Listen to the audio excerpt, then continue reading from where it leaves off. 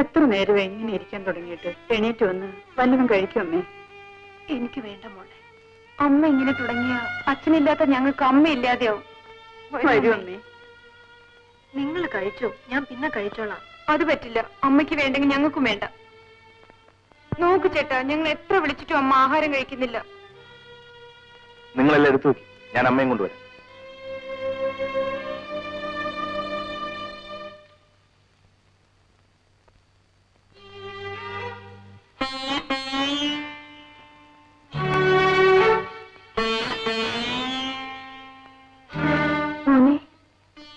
വല്ലാതിരിക്കുന്നത്? ഒന്നുമില്ല. വാ, പോയി വല്ലതും കഴിക്കാം. അമ്മേ. എന്താ മോനെ?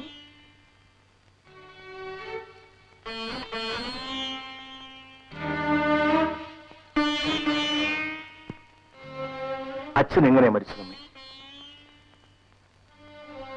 അമ്മയ്ക്കറിയില്ല മോനെ. പതിവ് പോലെ രാവിലെ കമ്പനി പോയി, രാത്രി വരാൻ വൈകുമെന്ന് ഫോൺ ചെയ്ത് പറഞ്ഞു. പിന്നെ പിന്നെ അവരെല്ലാരും കൂടി കൊണ്ടുവന്നത്. അവരെന്ന് പറഞ്ഞാൽ ഉണ്ണിത്താൻ മുതലാളിയും വക്കീലും മറ്റും.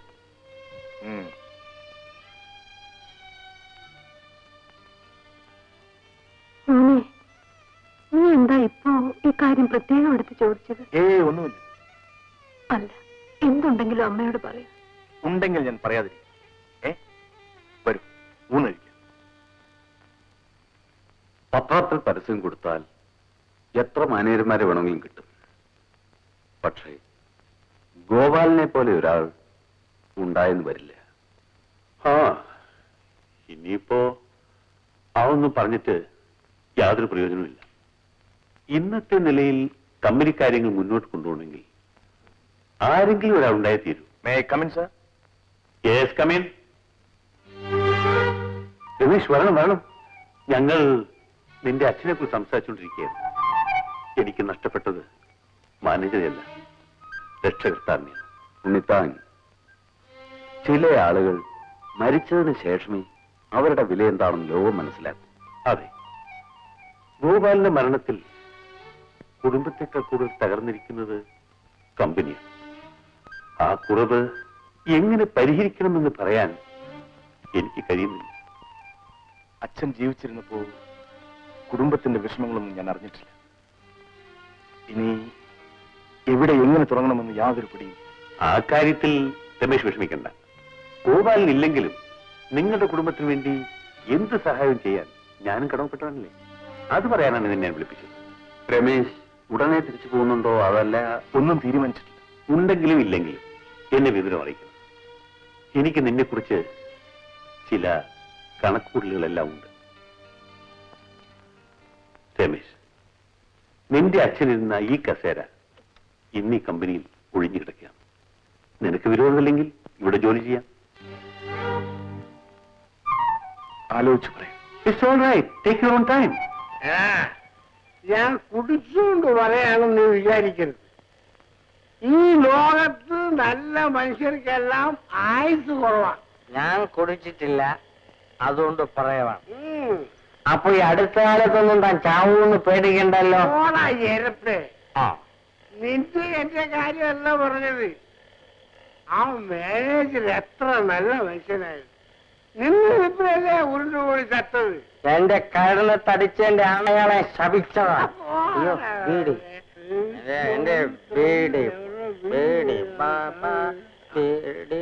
നീ വിശ്വാമിത്രന്റെ അനന്തരവനല്ലേ മാനേജറെ ശവിച്ചു കൊല്ലാൻ? ആണെന്നും അല്ലെന്നുമാണ് ജനസംസാരം. പക്ഷെ മാനേജർ തണ്ണിയടിച്ച് മറിഞ്ഞു വീണ ചത്തത്. ദുഷ്ട ഗോപാല മാനേജര് കുടിച്ചു എന്ന് പറയണവന്റെ നാക്കത്ത് എത്ര മൂർഖം കടിക്കും ഉറപ്പാ. ഉണ്ണിത്താൻ മുതലാളി പറഞ്ഞാലും താൻ വിശ്വസിക്കൂലേ? ഏത് മുതലാളി പറഞ്ഞാലും ഞാൻ വിശ്വസിക്കൂല. മാനേജറുടെ മരണത്തെ പറ്റി ഒരുപാട് സംശയങ്ങൾ.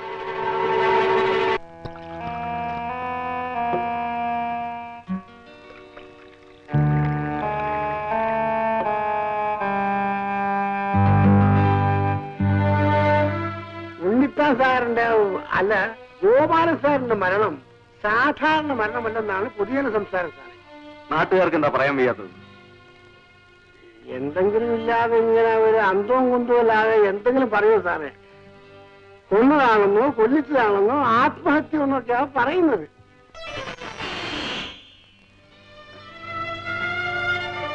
താൻ ഈ വക കാര്യങ്ങളൊന്നും കേൾക്കാൻ നിൽക്കണ്ട. കേശവുള്ള പൊക്കോട്ടെ. പൊയ്ക്കോ. നാളെ നേരത്തെ വരണം. അച്ഛനെന്താ കേശവപ്പിള്ളി വരട്ടുന്നത്? അയാള് രമേശിന്റെ അച്ഛന്റെ മരണത്തെ കുറിച്ച് പറയുകയും. അച്ഛന്റെ മരണത്തോടെ രമേശ് ആകെ തകർന്നിരിക്കുകയാണ്. സ്വാഭാവികം. രമേശിനെ കുറിച്ച് ആലോചിക്കുമ്പോൾ എനിക്കൊരു സമാധാനമില്ല അച്ഛാ. അതും സ്വാഭാവികം. കാരണം നീ അവനെ സ്നേഹിക്കുന്നു. മോളെ, ഇന്നലെ വരെ കളിച്ചു നടന്നു, ഇന്ന് ചുമതലകളായി. ഏത് ദുഃഖവും കാലം ചെല്ലുമ്പോൾ മാറും മോളെ. നീ വിഷമിക്കാതിരിക്കുക. Yes, come in.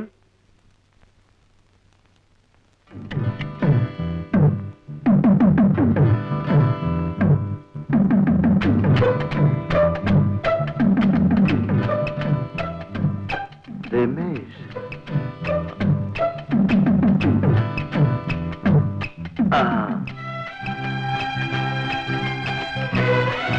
രമേശ്.